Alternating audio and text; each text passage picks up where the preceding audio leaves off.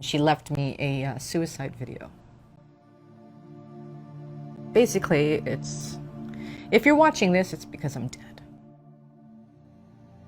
She's like, I need you to use your voice about what happened to us so that people learn and people change and people do things differently for that next generation. Like, you have to use your voice. And I was like, how about we negotiate and I don't use my voice and you just stay? You kind of live through this trauma and it kind of reverberates throughout my entire indigenous family.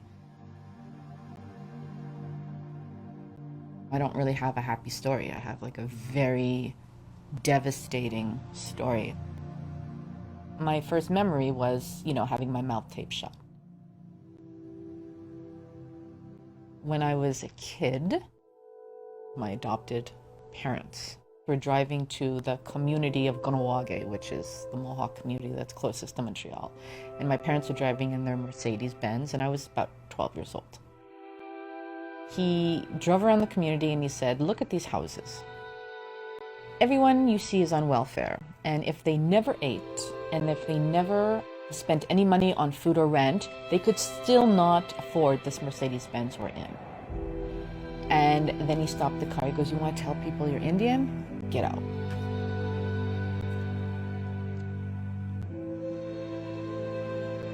My brother and sister sitting beside me, and they both turn and look at me like, ugh. Like, why do we have to go through this? So this is me at 12 years old. Growing up in the household that I lived in was not an empowering experience. They used to tell me that, Native people, when they grow up, they usually become drug addicts and prostitutes. That's your future. When you constantly hear that, you start to wonder. And that's why it was so important that I had my bubby, because she used to tell me, you're going to do great things. She totally saw that I would do really amazing things, but I didn't believe that because there were a lot of instances growing up where they would put me in a position where I should be ashamed of who I am. So my bubby, my Jewish grandmother, just thought I was the most incredible kid ever, and she was always thrilled to see me, and it was always like a treat to spend time with her. My parents used to say that, Native people are the dregs of society, so why would you want to tell people you're that? You should just tell people you're Israeli because you're dark. That's a good story, go with that. And I was like, but I'm not, and I don't want to pretend I'm something that I'm not. It got to a point that it was so hard to live at home that I thought I was going to just kill myself. So one night I just packed up some clothes and I left.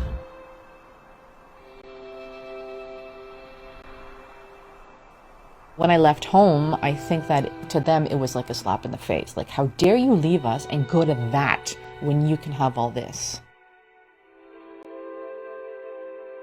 I am from Lac La Ronge, Saskatchewan. I am Cree. My mother, she had about 7 children. All of them were taken, pretty much all of them into foster care. For whatever reason, I was the only one that was put into the 60 scoop. The 60 scoop was the government's policy where they took Aboriginal children from their homes and they placed them with non-Indigenous families. And they did this on many different levels. Me and my sister Sonia were already in a foster home together. Social worker comes in, takes a look at me, and then looks at my older sister and says, that one. My parents went into Jewish Family Services because they wanted to adopt children. They didn't think they could have natural children. They basically had, a photo album of Indigenous children from all over Canada. And they stopped at my picture, and for whatever reason, they're like, we'll take her.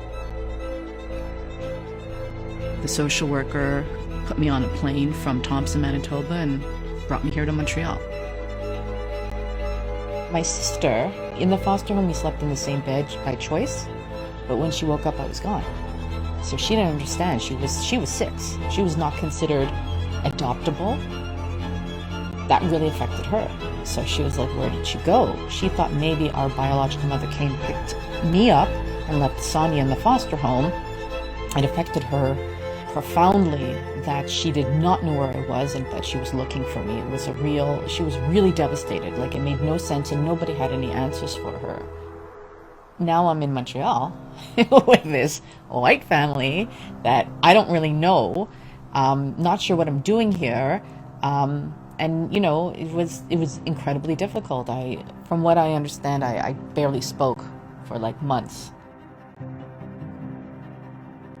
I mean, I remember literally looking at the sky and thinking, I have a mother and sister out there. When my bubby started to, she had cancer, she knew that she was the only family I had. She was the only one that I could turn to. Now she knew that she was going to die. She was like, I'm going to send you back to your family. We're going to find your family so that when I'm gone, you will have a support system. So because of the documents that I had before, there was a listing of all the family members. So that's what I did. I wrote to all of them and explained my mother is, you know, and I am looking for my Indian status and also to reconnect. And one of the brothers was still living at the address from the legal document. So he was the one who wrote back and was really excited, and she sent the plane ticket so that I go and meet him. My bubby, she knew that she was going to die. And I remember walking into the room to like say goodbye to her. Her eyes were open and she was breathing, but she wasn't speaking. So I just thanked her for everything. You know, and I told her, you were the best thing about being adopted. And just offering words of gratitude for her. And then, you know, I left and she died like 5 minutes later. I was lucky to be able to give those positive words, because, you know, you have to show when you're grateful. Like, she was really someone that helped me become the person that I am. You have to understand, like, I have 3 children, and I often wondered, how am I going to raise my children and show them that I love them? And it's because of my bubby.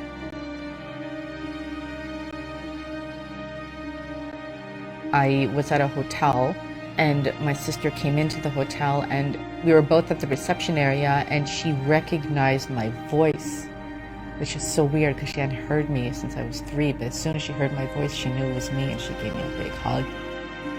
Like, the bond that we had when we were kids, like, just came back.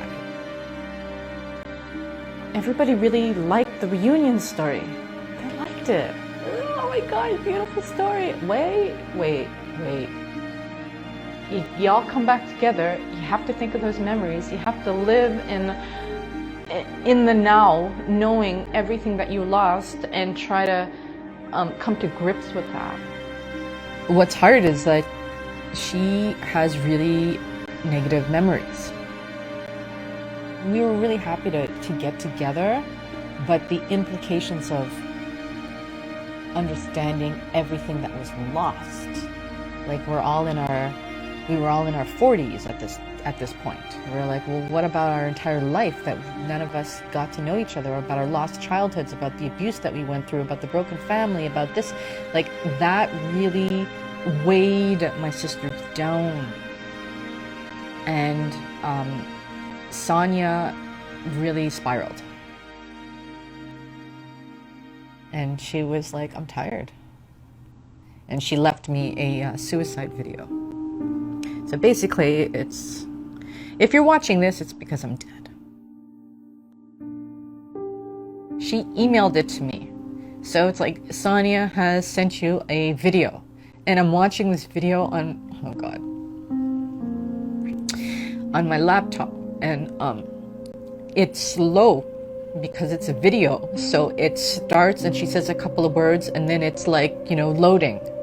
So this video where I know what's happening is taking, a 10-minute video is taking an hour to watch. So I'm like beside myself because I want to see like what happens at the end. Like, does she, because she's describing what she's going to do in terms of end her life, and she's describing about why she's ending her life and the implications of everything that's happened to her. She's like, I can't get along with my own children because of what happened to me. She's like, I need you to use your voice about what happened to us so that people learn and people change and people do things differently for that next generation. Like, you have to use your voice. And I was like, how about we negotiate and I don't use my voice and you just stay? But she ended up hanging herself. And she was like the strongest person I ever met. So that was really troublesome because I didn't expect that. But I think that, you know, the pain was just too much and she was tired. It really floored me. Okay, so you have to understand that my bubby led me to Sonia, and then she died. And Sonia had the same unconditional love for me. And now she's dead. So it made me feel very much alone. I tried to sort of figure out how I was going to move forward, because I really was close to my sister. I called her, or we messaged each other often. But I also wanted to honor her last wish. She was like, get the word out. There's a reason why we are alive, and there's a reason why people go through an enormous amount of trauma and are still here on this earth, and there's a purpose, and everyone has one. So you have to try to make it better for that next generation. So my kids, you know, I don't do drugs, I don't drink alcohol. That's breaking the cycle. You know, I don't hit my children. My kids are not in youth protection. Like, they were that first generation that we get to keep our children. You have to kind of like break that cycle. So my kids know that they're incredibly loved and protected, and they know that they should be very proud of their free culture. Know that even when you're in a really negative space, that mentors can like completely change your life. Because I'm telling you, if I didn't have my puppy, I'd be dead, for sure. When someone really believes in you and then you get this opportunity and you're like, maybe I can do it. That makes all the difference. And I think that if you continue to give out those positive words to someone who is suffering, that eventually it will break through. And that's what we have to do.